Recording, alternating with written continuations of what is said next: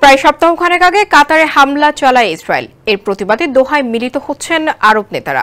ওই হামলার ঘটনায় কাতারের প্রতি সংহতি জানিয়েছে অনেক পশ্চিমা দেশও। যদিও ইসরায়েল বলছে ফিলিস্তিনের স্বাধীনতাকামীদের নেতৃত্ব নির্মূল করাই ছিল হামলার লক্ষ্য। তবে এতে নিহত হওয়া 6 জনের মধ্যে একজন কাতারের নিরাপত্তা কর্মীও রয়েছেন।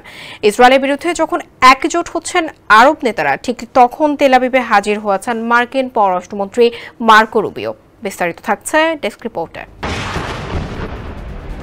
আঞ্চলিক সংঘাতের সঙ্গে সম্পর্ক নেই, অথচ সেই কাতারকেই টার্গেট করেছে ইসরায়েল। আর এ ঘটনাতেই চটেছেন আরব ও মুসলিম দেশগুলোর নেতারা।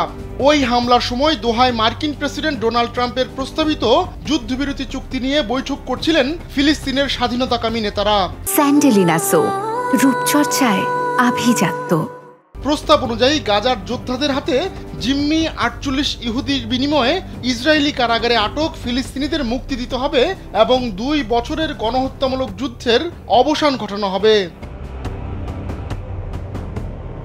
তবে আকস্মিক হামলা চালিয়ে ইসরায়েল জানায় তারা ট্রাম্পের প্রস্তাবে রাজি, কিন্তু ফিলিস্তিনি সংগঠনের শীর্ষ আলোচকদের হত্যা করতে না পারায় আফসোস প্রকাশ করে তেল আবিব। পরে বৃহস্পতিবার জাতিসংঘ নিরাপত্তা পরিষদ সর্বসম্মতভাবে দোহায় ইসরায়েলি হামলার নিন্দা জানায়।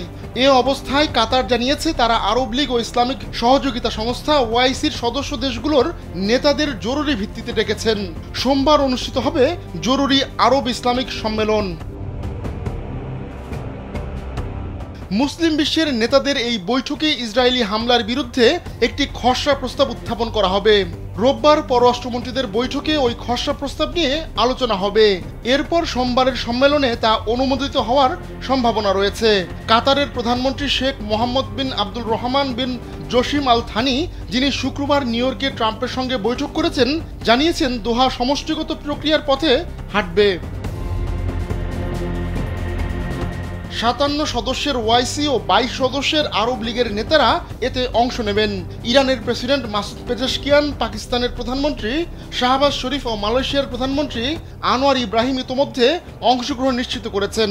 শনিবার ইরানের নিরাপত্তা প্রধান আলী লারিজানি ইসলামী দেশগুলোর উদ্দেশ্যে হুঁশিয়ারি উচ্চারণ করে বলেন, শুধুমাত্র বিবৃতিতে সীমাবদ্ধ না থেকে তাদের যৌথ অপারেশন সেল গঠন করা উচিত। সম্মেলনে ইসরায়েলের হামলার জোরালো নিন্দা জানিয়ে বিবৃতি দেওয়া হতে পারে।